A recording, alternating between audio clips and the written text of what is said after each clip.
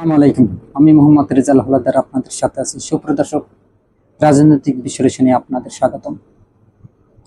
একটা good news, সেটা হলো হঠাৎ বাংলাদেশের রাষ্ট্রপতির কেন পদত্যাগ, অর্থাৎ তাকে জোরপূর্বক পদত্যাগ করানো হচ্ছে বিএনপির পক্ষ থেকে। কেন, সেই বিশ্লেষণটা আমরা ভিডিওর শেষে বলবো।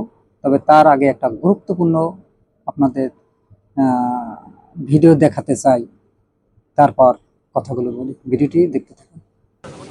আপনি নিজেই বললেন যে এটা একটা গুঞ্জন শোনা যাচ্ছে, তো গুঞ্জন তো গুঞ্জনই, আর এটা যদি ঘটনা হয় সেটা তো আমরাও দেখব। আপনি বললেন যে এটা একটা গুঞ্জন, গণমাধ্যমে আসছে, তো হতে পারে আপনারা রাষ্ট্রপতিকে জিজ্ঞেস করতে পারেন।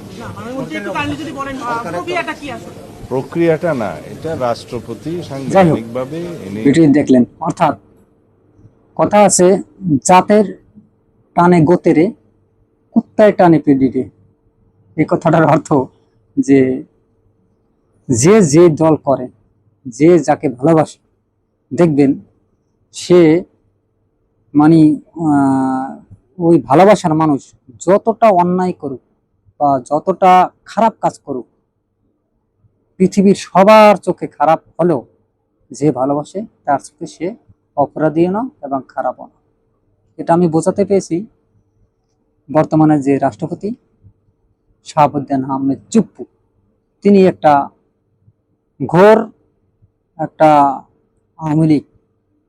দেখেন, কুত্তার পেটে কুত্তাই হবে, কখনো আপনার হবে না, গরু হবে না বা ছাগল হবে না। তেমনি সে যেটা আপনারা যত করেন, তাকে আদর আপ্যায়ন, ঘি খাওয়াবেন, ঘি খাওয়ান, পোলাও খাওয়ান, মোরগ খান, সে ওই যে যে কুকুরের আচরণ ওইটাই করবে। আমি বুঝাতে চেয়েছি যে রাষ্ট্রপতি যে বর্তমানে শাহাবুদ্দিন আহমেদ চুপ্পু, তিনি মাননীয় রাষ্ট্রপতি। দেখেন, তাকে কিন্তু বিএনপি চেষ্টা করেছিল যে তাকে আসলে তার মেয়াদ অনুযায়ী তাকে যে কয়েক বছর সসম্মানে রাখার জন্য। এটা কিন্তু শেষ হইতে পারে না। কথা আছে না যে কুত্তের পেটে ঘি হয় না, ওই কথাটাই হলো। অর্থাৎ তিনি এবার ওই যে তার স্বাস্থ্যের অবনতির চিকিৎসার জন্য যে বিদেশে গেছিল, সে বিদেশে গিয়ে একটা বিশাল একটা ঘটনা ঘটিয়ে ফেলেছে। সেটা হলো, তিনি সাবেক প্রধানমন্ত্রী শেখ হাসিনার সাথে ফোনালাপ করেছে। সেই ফোনালাপটা ফাঁস হয়েছে, আসলে সেটা গোয়েন্দা বিভাগের কাছে আসে এবং তিনি একটা বিশাল একটা বাংলাদেশের একটা বিশাল ক্ষতি করার পরিকল্পনা করেছিল ভারতের সাথে এক হয়ে।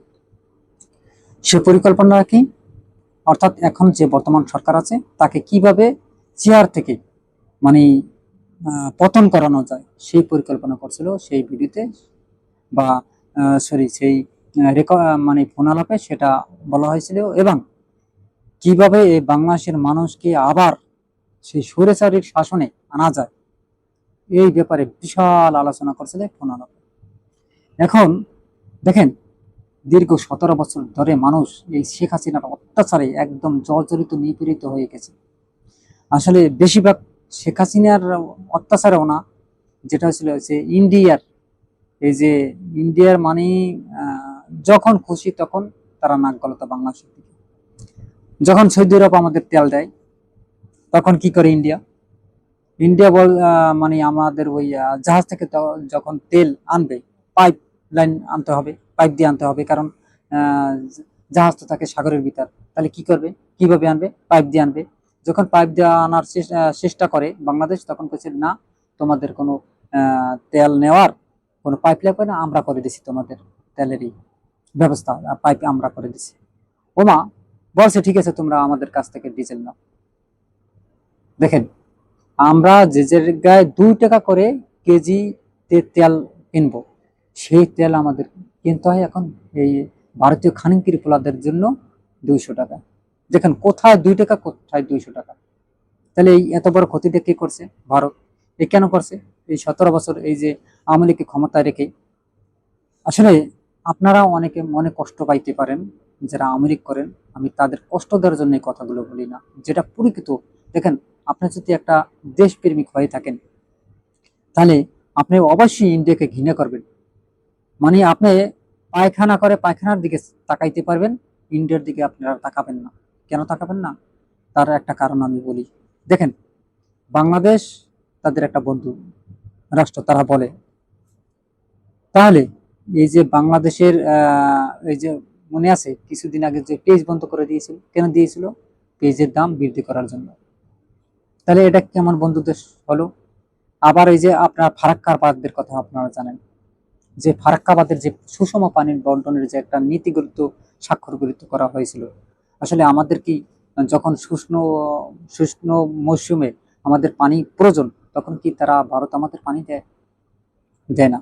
যখন আমাদের পানির প্রয়োজন নাই, মানে আমাদের বর্ষাকালে আমাদের দেশে পানি থই থই, তখন তারা তাদের পানি ছেড়ে দেয়, আমাদের একদম বন্যায় ডুবিয়ে মারে, আমাদের দেশ তলিয়ে যায়। দেখেন বন্ধু রাষ্ট্র কিভাবে। আবার মনে করেন এই যে সীমান্তে ফেলানির মতো একটা 13 বছরের কিশোরীকে হত্যা করে বাসার সাথে ঝুলিয়ে রাখে, এটা কি ভালো কথা? আপনাকে কি বন্ধু মানে না চাকর মনে করে? চাকরের বাচ্চা চাকর মনে করে। এবং এই যে সীমান্তে এখন বর্তমানে যে বিশৃঙ্খলা সৃষ্টি করছে, এবং আপনারা জানেন যে পুশিং এর চেষ্টা চালাইতেছে এই যে নমর বাচ্চারা। আসলে তাহলে আপনার বন্ধু রাষ্ট্র হলো কিভাবে? তারা আমাদের দেশের অনেক খনি, এই যে আপনারা জানেন যে হাদি হত্যার খনি, তাকে ভারতে আশ্রয় দিয়েছে। তাহলে তারা আমাদের বন্ধু রাষ্ট্র কি হলো কিভাবে? তাদের সাথে তো আমাদের চুক্তি বিনিময় আসলে যে আমাদের কোনো দাগি আসামি তাদের দেশে গেলে তারা দিয়ে দেবে, কই দিয়েছে? এবার আসি শেখ হাসিনার কথা এবং রাষ্ট্রপতির কথা।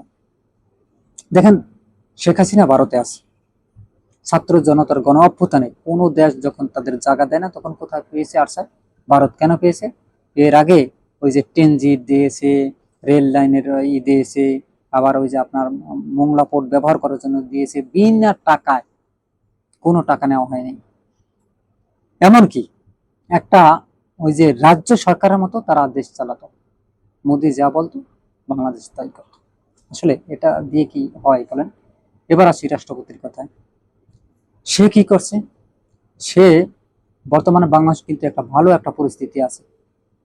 আসলে তারিক যে আমরা যে যাই বলি, তারিক যে কিন্তু একটা সুন্দরভাবে রাষ্ট্র পরিচালনার জন্য চেষ্টা চালিয়ে যাচ্ছে। এবং এগুলো রাষ্ট্রপতির কিন্তু সহ্য না। রাষ্ট্রপতি এর আগে কি করছে জানেন? রাষ্ট্রপতি বিএনপি কে মানে এত সুন্দর সুন্দর মানে মিষ্টি মুখে কথা বলতে আছে, বলে। তারপর এই মানে কথা আছে না যে দুষ্ট লোকের মিষ্টি কথা, মিষ্টি কথা বলে একদম তারেক জিয়াকে মানে কিভাবে মানে চেয়ার থেকে নামানো যায় সেই ষড়যন্ত্র করতেছে। দেখেন, তাকে তারেক জিয়া যে সম্মান দিচ্ছে রাষ্ট্রপতি হিসাবে, তার উচিত ছিল তারেক জিয়ার পা ধরিয়া বসে থাকা, বা তারেক জিয়া যা বললে তাই শোনা। এখন তো বর্তমানে আমি মনে করি এই রাষ্ট্রপতিতে অপসারণ করার পর তাকে গ্রেপ্তার করা উচিত, কারণ তিনি 1400 লোকের হত্যাকারীর প্রধান হোতা। কিভাবে? কারণ রাষ্ট্রপতিতে এই যখন এই গন্ডগোল বাজছে, তখনও তো তার উচিত ছিল সেনাবাহিনীকে, যাও তোমরা এই সরকারকে পতন করে ফেলেও, এই সরকারকে বিদায় করো। কই, তা তো করেনি। তাহলে এই রাষ্ট্রপতিকে আপনারা যারা বিএনপি, তারা যে নিছেন, আপনাদের নিজের গোয়া নিজেরা মারতেছেন। বুঝতে পারছেন? বিশাল একটা ভয়ঙ্কর একটা ব্যাপার কিন্তু খেলা হবে বাংলাদেশ, টুডে অ্যান্ড টুমরো। কিন্তু যদি বিএনপি এই ভাতা পা দে মানে যে তারা পা রাখে, তাহলে তাদের অবস্থা হবে খুবই ভয়াবহ এবং করুণ। তাদেরও হয়তোবা দেশের আবার তারিখ জিয়াকে লন্ডনে থাকা লাগতে পারে। আর যদি দ্রুত এই রাষ্ট্রপতিকে এই সব কীর্তিকলাপের পর তাকে মনে করেন আহ অপসারণ করে, তাকে শাস্তির আওতায় আনে, তাহলে দ্বিতীয়বার এরকম ভুল আর কেউ করার সাহস পাবে না। সুপ্রিয় দর্শক, আপনারা কি মনে করেন? আসলে এই রাষ্ট্রপতির অপসারণ করে তাকে আইনের আওতায় আনা উচিত কি না? অবশ্যই আপনাদের মতামত কমেন্টে জানান। ভিডিওটি ভালো লাগলে আর এস বাংলা নিউজ 24 কে সাবস্ক্রাইব করুন, লাইক ও শেয়ার দিয়ে সবাইকে দেখার সুযোগ করে দিন। আজ এ পর্যন্তই। আসসালামু আলাইকুম রহমতুল্লাহি ওয়া বারাকাতুহু। সাবস্ক্রাইব করুন প্লিজ।